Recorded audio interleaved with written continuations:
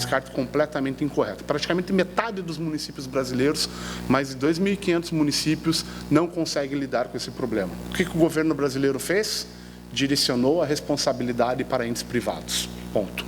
Então, no momento que você tem que lidar com a questão da sustentabilidade, você tem que lidar com diversas legislações.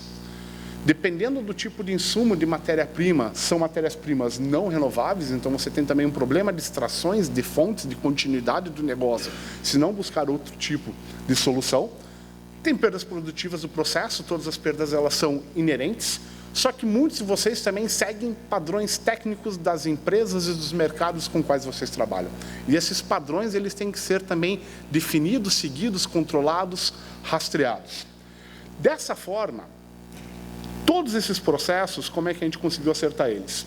A gente desenvolveu 4 módulos mães. Esses 4 módulos mães, eles vêm do início da plataforma. A gente foi chamado pela Prefeitura de São Paulo em 2015, quando nós ainda éramos um piloto, tá? Para poder controlar a logística reversa da cidade de São Paulo, apenas do que a gente chama de plantas mecanizadas. São 2 plantas de São Paulo, da coleta seletiva municipal, que tem capacidade de receber 250 toneladas dia de material e separam eles mecanicamente e eletronicamente.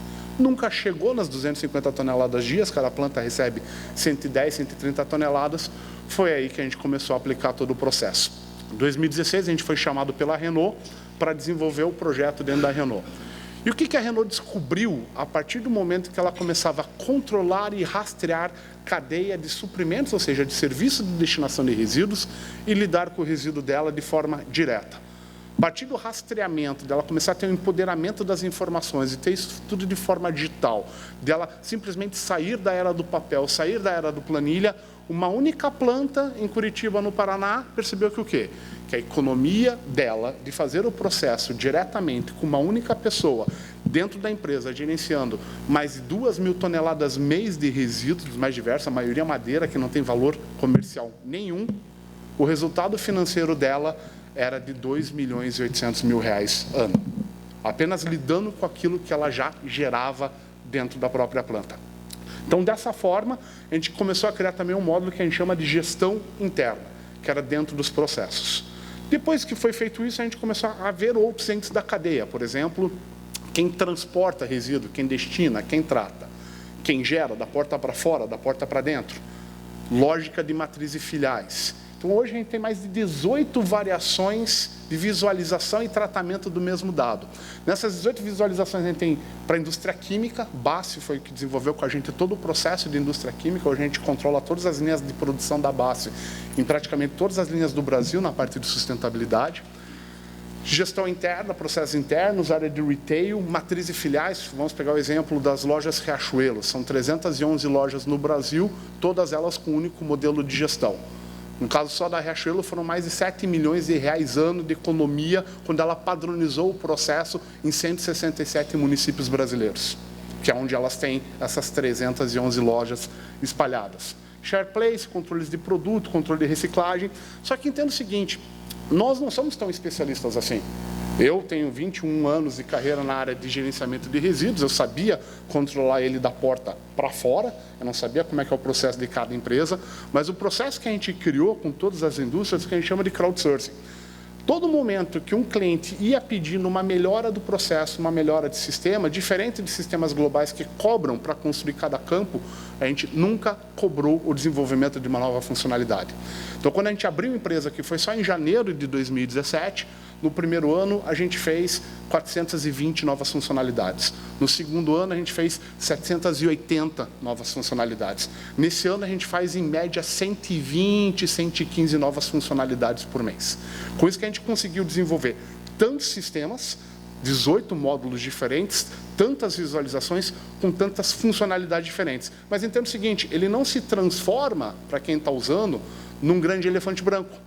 Porque a gente começou, então, a segmentar ele por setor e você só busca as features, as funcionalidades que fazem sentido para você. Você não é obrigado a colocar todas as funcionalidades lá dentro. E a lógica é sempre ser barato, sem instalação, sem necessidade de você contratar um custo de projeto. Então, é tudo em cloud, tudo feito de blockchain.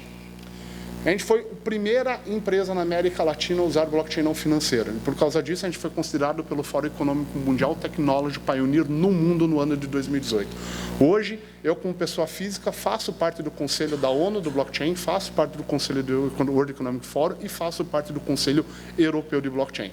Porque, sem querer, e esse é o grande ponto, a gente criou a terceira geração de blockchain, o de menor custo energético. Blockchain, hoje, é um problema para a área de sustentabilidade. Blockchain, hoje, é um problema ambiental para o mundo. O consumo energético de blockchain é enorme. Porém, algum de vocês sabe o que é blockchain? Ou tem uma noção? Levanta a mão, quem souber. Uma pessoa apenas. Então, vamos lá. É uma coisa que parece complicada, pessoal, mas na verdade é muito simples. Blockchain é uma arquitetura, ou seja, primeiro ponto, é uma arquitetura, não é uma linguagem, ou seja, é uma forma construtiva de você pegar vários dados distribuídos de vários entes diferentes e consolidar todos esses dados num processo que a gente chama de smart contracts, que seria uma certificação inteligente. Ele é muito utilizado na área financeira, é por onde ele começou todo o seu processo, é por onde muita parte das criptomoedas elas são utilizadas hoje, e hoje o desafio da indústria é utilizar esse tipo de tecnologia de rastreamento de dados, de imputação de dados, de criptografia de dados de forma não financeira. Então, a gente foi a primeira empresa da América Latina a conseguir desenvolver isso, porque a gente desenvolveu em 2015, e fomos a primeira certificada pelo Fórum Econômico Mundial e pela ONU no mundo. Tá? Nesse ponto, o que acontece? Vocês veem que nesse fluxograma a gente consegue ter várias etapas de um processo, desde a extração de matérias-primas, então hoje a gente está conversando com a Petrobras nesse projeto, na questão de produção, então na área química a gente tem BASF, na área de minérios a gente tem a Codelco do Chile, produto, transporte, até mesmo chegando no consumidor, é um projeto que a gente tem com a Coca-Cola, de rastreio do consumidor, resíduos, transportes, gerenciadores, depois eu vou mostrar para vocês algumas das marcas, destinos finais, que podem ser reciclagens, aterros, e sempre integrando com sistemas mandatórios. Por quê? Porque outra coisa que acontece hoje no mundo digital, aquele simples e-mail que você manda para uma pessoa dentro da sua própria empresa, no mínimo ele tem 8 cópias dentro da World Wide Web. No mínimo, qualquer informação trocada tem 8 cópias. Dependendo do tipo de informação que é trocada, dependendo do tipo de input que é feito, você tem 16, 20 cópias daquele dado. É isso que consome um grande fator de energia e processo.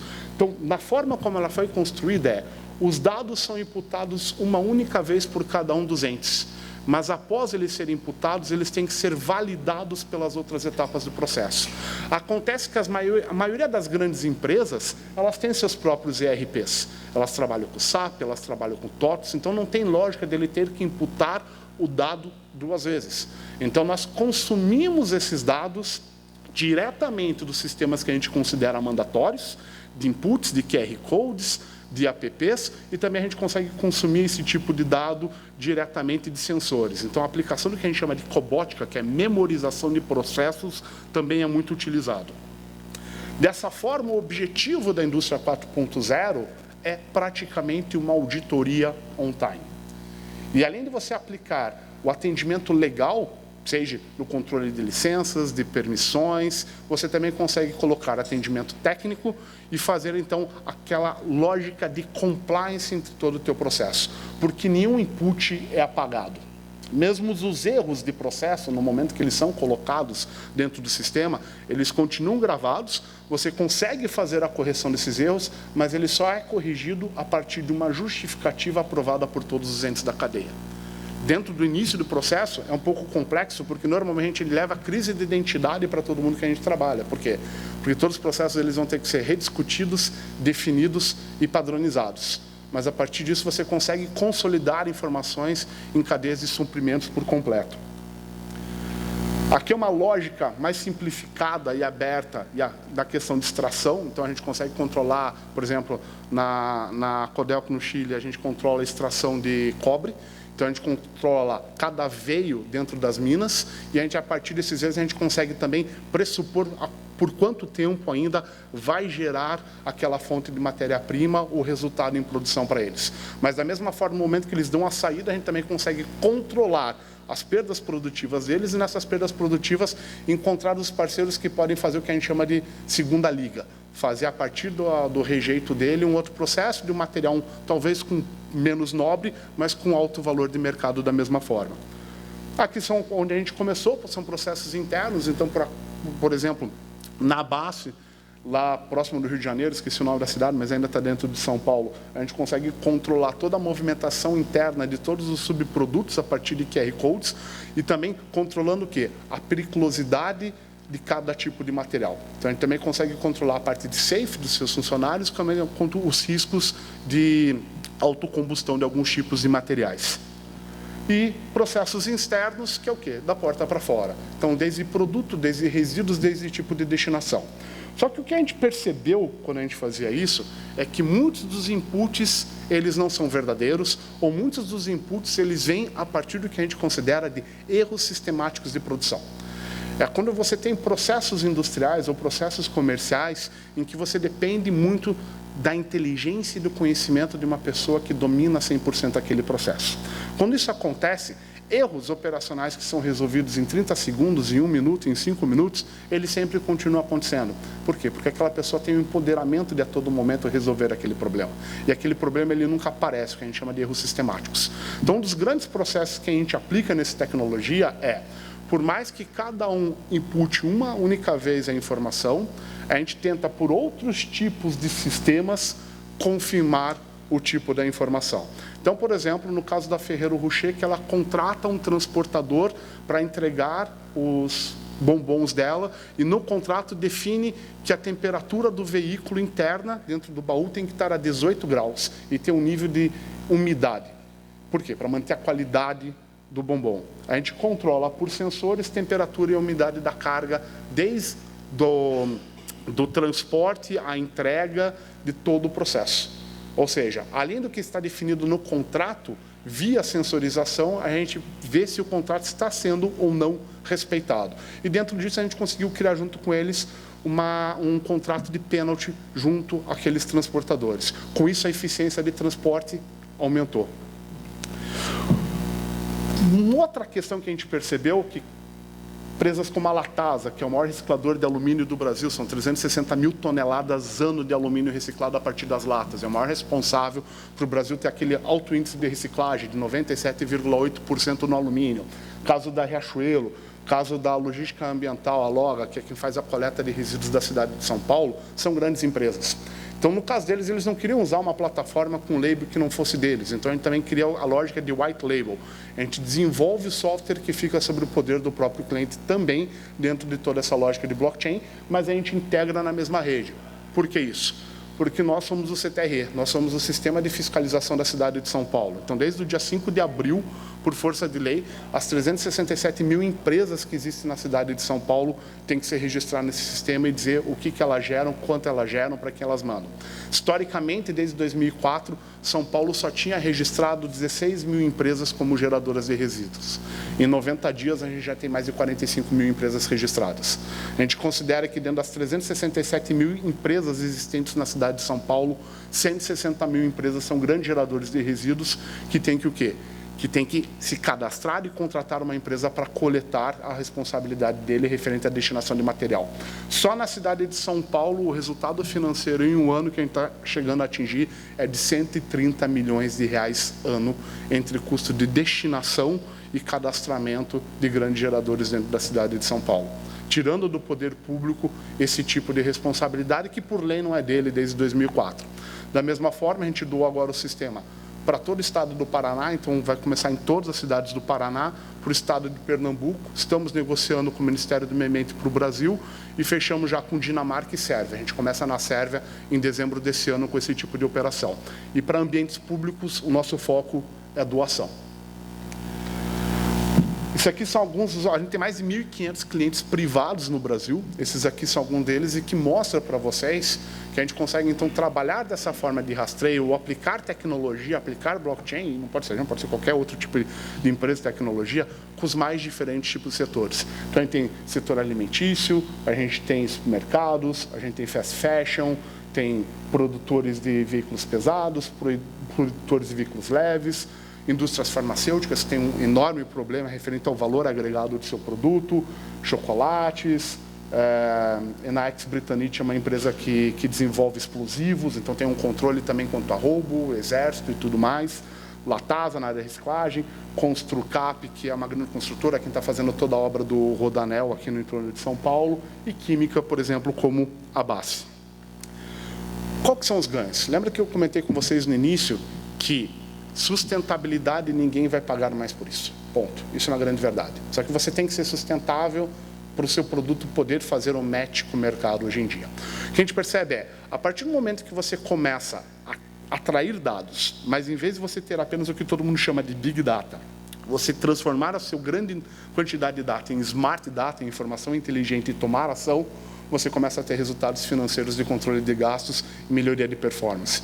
Então, em média, para uma indústria, a gente consegue reduzir 35% do tempo administrativo de controle, a gente consegue melhorar em 9% a destinação, por quê? Porque a indústria ela já sempre controlou a destinação de resíduos, por sempre ser fiscalizada, e ela consegue ter um aumento médio de 23% no resultado financeiro dela no que tange a gestão de resíduos. Essa é a média. Em retail, a diferença financeira é muito maior, normalmente é 3 vezes. Normalmente, retail são supermercados, são grandes lojas, shoppings, eles apenas retiram o material, eles não se preocupam muito com toda a lógica financeira de destinação, venda e tudo mais diferente de uma indústria. Então, você tem ganhos desde melhor destinação, redução de tempo administrativo e ganhos financeiros em todo o processo. No caso da Riachuelo, por exemplo, foi criada uma área de sustentabilidade que não existia dentro da empresa, para só controlar isso, porque os resultados financeiros foram gigantes. Tudo isso a gente conseguiu em 2 anos e meio. Tá? Então, nesses 2 anos e meio, que desde que a empresa existe, a gente conseguiu alcançar coisas que, para a gente, não estava dentro do planejamento inicial. Então, pelo Fórum Econômico Mundial, a gente foi considerado Technology Pioneers, fazemos parte de todo o processo de Davos.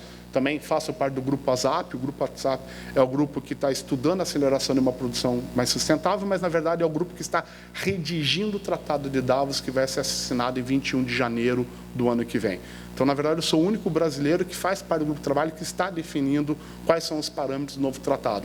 E o novo tratado ele não fala apenas sobre a disposição de material, mas ele fala sobre o controle de toda a cadeia de produção, da extração, produção, destinação de materiais, colocando dentro do tratado obrigações de utilizar bio-based materials, ou seja, não apenas a extração por si só, mas a utilização de fontes renováveis. Claro que o tratado não é uma lei, mas a partir do momento que vários países acabam se tornando signatários do tratado, eles começam a tomar os movimentos das suas políticas públicas para esse tipo de direcionamento. Recebemos o Latam Edge Awards nesse ano, pelo governo londrino, e nisso, em Londres, a gente acabou de montar, semana passada, o nosso escritório, porque nós recebemos do governo londrino 100 mil pounds para esse ano começarmos a operação em Londres e começar a aplicar esse tipo de operação na Inglaterra também. Scale Up Endeavor, fomos empresas Endeavor, a gente ganhou ano passado, ganhou esse ano também, aí junto com a Gerdau, a gente está fazendo um grande projeto, e Startup Brasil no Chile, que é onde a gente começou então a trabalhar com a Codelco no Chile, no controle de extração de cobre. Pela Business Insider, a gente é considerado uma das 61 empresas mais inovadoras do mundo. Pela Times do Japão, a gente é a tecnologia a ser vista fora do Vale do Silício. Por causa disso, a gente acabou sendo investido numa série A e a empresa deixou de ser brasileira. Hoje nós somos uma empresa norte-americana e nessa empresa norte-americana que nós temos a nossa sede, então, é em Los Angeles. Estamos começando a operar também, então, na Califórnia, fazendo a operação em Londres também, começa a serve esse ano, e desde o ano passado a gente já estava com a operação no Chile, além do Brasil. Isso só é possível porque hoje estamos em 66 pessoas, o objetivo até o final do ano é a gente estar com uma equipe de 100 pessoas, só que na área de tecnologia é praticamente 80% do nosso corpo. Seja em tecnologia na parte digital, de sistemas, dados, blockchain, mas também diversos tipos de engenharia. Eu sou engenheiro mecânico, eu trabalho na área desde 1997, eu tenho engenheiros ambientais, engenheiros de construção civil, engenheiros químicos, engenheiros de segurança, diversos tipos de engenharia, para o quê? Para entender a lógica de cada tipo de empresa, de cada tipo de indústria, de cada tipo de cadeia de suprimentos. Nós somos a Plataforma Verde. Bem-vindos à Revolução.